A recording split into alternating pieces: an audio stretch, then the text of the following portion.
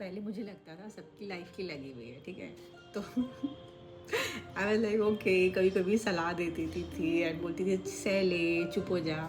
फिर जब मेरी खुद की लाइफ की लगी तब मुझे समझ में आया boss this is like too much, it's not that easy ना, कि आपको लगता है कि हो जाएगा बट वो नहीं हो पाता। So you know the major problem is generation gap. तो क्या होता था, हमारे फादर का अपने फादर से क्लैश होता था कि जनरेशन गैप है, आप नहीं समझते हो, तो आप हमें समझो, ये हमारी तकलीफ़ है। चलो ठीक है। तो अब जब हम हुए तो अब हमारे पेरेंट्स हमें नहीं समझते, मतलब अब वो ये नहीं समझते थे कि जो इशू उनका उनके फादर के साथ हुआ था कि his father was not understanding him, तो सेम वो हमारे साथ कर रहे हैं, ही नाउ इज़ नॉट अंडरस्टैंडिंग अस। तो वो एजुकेशन, वो विजडम आप कहाँ से क्रिएट करोगे एक किसी भी इंसान में, कहाँ से लाओगे आप? तो ये हर एक फैमिली में है, मतलब आई हैव सीन मोस्ट नहीं एवरी फैमिली में you have this generation gap. वो एक अंडरस्टैंडिंग नहीं है, मतलब पैसे की प्रॉब्लम नहीं है कि कम बेसी सब कुछ सब जगह सब ठीक है, वो जो एक बेसिक अंडरस्टैंडिंग है और कल्चरल डिफरेंस है एंड जनरेशन गैप जिसे बोलते हैं वो नहीं है। तो हर एक जनरेशन में basically what they want is कि आप हमारे जैसे जियो। तो बॉस आपके जैसे कैसे जिए? लोग अब 50 साल पहले घूंघटा काटती थी, लुगाई बोलते हैं सॉरी राजस्थानी में। तो वो लेडीज़ इतना घूंघटा काटती थी, फिर वो इतना आया, फिर वो इतना आया, फिर वो घूंघटा हट गया। साड़ियाँ पहनती थी, फिर वो सूट पहनने लग गई।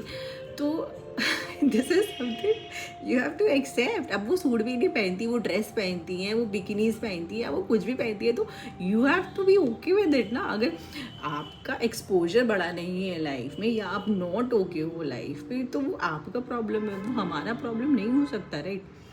तो ये जनरेशन गैप जो होता है and this is so annoying, वो समझ नहीं पाते। तो उसके लिए क्या उपाय है ना? उसके लिए एक ही उपाय है कि उनको बोला जाए भाई आपको जैसे जीना आप वैसे जिए, हमें जैसे जीना हम वैसे जिएंगे। मतलब if you can not make them understand then it makes absolutely no sense. तो कहीं ना कहीं आपको वो लाइन ड्रॉ करनी होगी कि I have tried my bit but they don't understand it, so now I have to take a decision and call for myself कि बॉस हो गया, ठीक है, I am okay with your understanding of life and you have to be okay with my understanding of life and this is how I want to lead my life. I will not encroach upon your life and I will, like I cannot tell like my senior generation की क्यों दादी भी तो घूंघटा लेती थी, आप भी घूंघटा लो। तो तब आप बोलोगे कि नहीं वो दादी का ज़माना था तो घूंघटा लिया जाता था, हम थोड़ी घूंघटा लेगा। अब सेम मेरे पे लागू होता है, राइट? अब आप मुझे बोलोगे घूंघटा, तो मैं बोलूँगी मैं क्यों घूंघटा लूँगी भाई, मुझे अभी ये पहनना तो मैं ये पहनूँगी। तो यही है पीढ़ी दर पीढ़ी जो चलती आई है, चेंज और getting evolved in life, you know, getting ahead in life. What is called getting ahead in life? This is called getting ahead in life. The more you open your mind, the more easy is the evolution of society.